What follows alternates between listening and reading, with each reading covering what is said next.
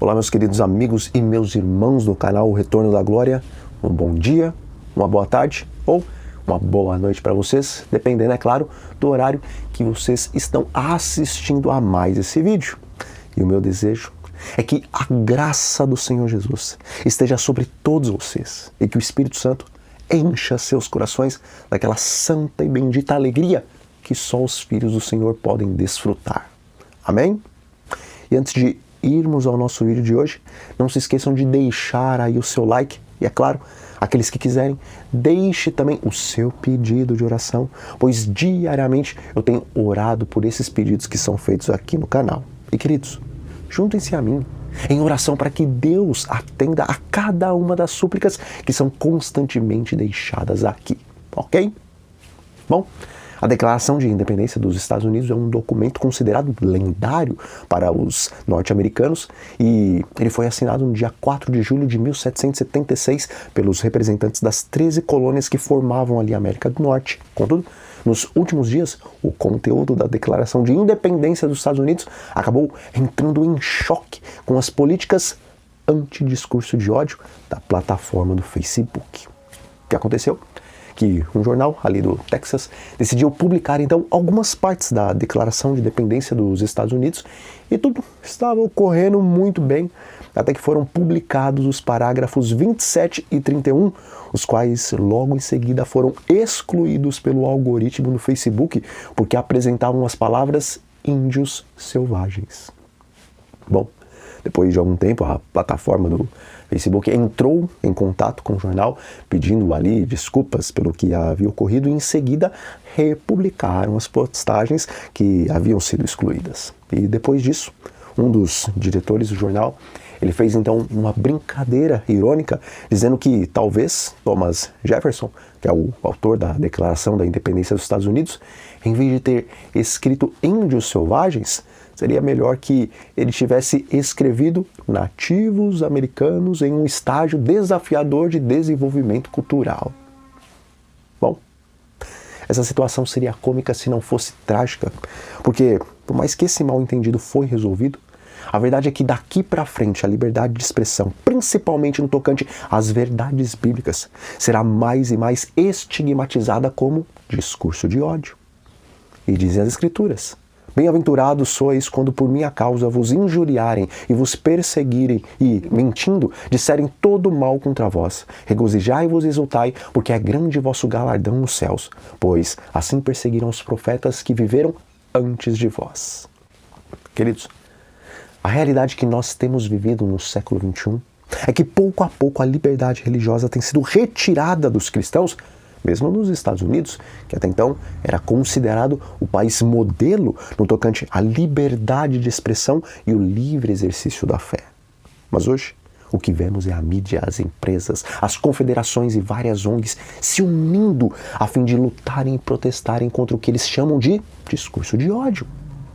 Veja, em todos os tempos, e de uma forma especial nos reavivamentos da Idade Média, Satanás levantou o fanatismo a fim de atrapalhar o avanço da verdade, de maneira que, enquanto os reformadores lutavam para apresentar as verdades bíblicas em contraste com as fábulas, superstições e tradições romanas, ao mesmo tempo, eles também precisavam gastar suas energias para apagar os fogos do fanatismo que se levantava entre os próprios reformadores. E eles também se desgastavam e se esforçavam para se defenderem das acusações dos romanistas, os quais apontavam para os pregadores da verdade como também sendo fanáticos. E no livro O Grande Conflito, Ellen White diz que o próprio Lutero enfrentou esses problemas na sua época. Amigos, hoje Satanás também tem levantado muitos indivíduos e grupos supostamente cristãos que não possuem o amor de Deus em seus corações e que realmente levantam a bandeira do preconceito em vez da bandeira do amor que adverte o pecador. E dessa forma, Satanás está se utilizando tanto dos grupos dos professos cristãos como dos grupos dos que buscam exterminar o discurso de ódio e, no final das contas, os que realmente estão sendo prejudicados são aqueles que estão lutando para disseminar a verdade para esses últimos dias. Veja, Aplicativos, plataformas, sites, escolas, shoppings e muitos outros lugares físicos e partes da web são adeptos à luta contra o tal discurso de ódio. E por causa disso, a verdade tem sido confundida com o preconceito e o ódio. Contudo, diante desse cenário complicado e até mesmo desmotivador, a palavra de Deus nos dá a seguinte ordem: prega a palavra, insta, quer seja oportuno, quer não. Corrige, repreende, exorta com toda a longanimidade e doutrina.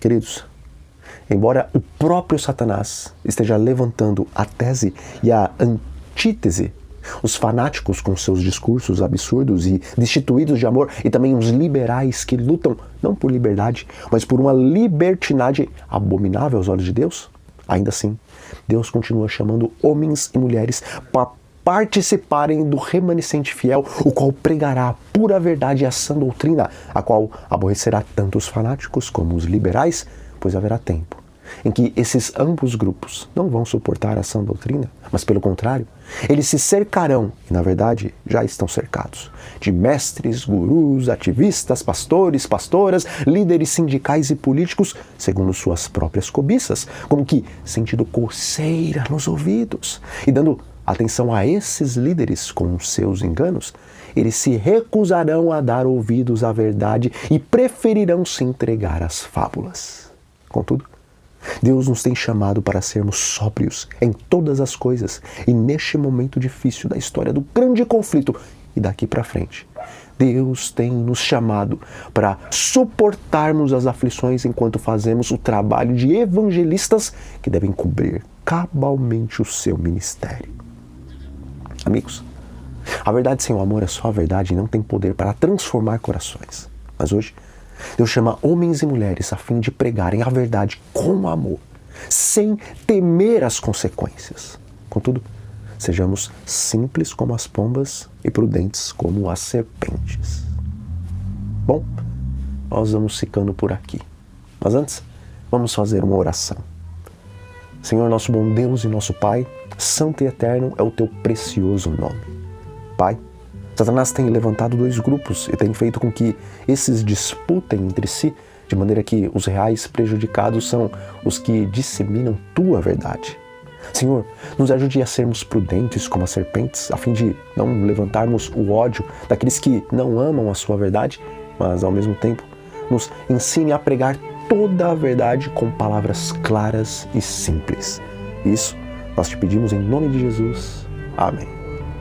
Meus queridos, meu desejo é que a paz do nosso Senhor e Salvador Jesus Cristo permaneça sobre todos vocês. Um grande abraço e até a próxima.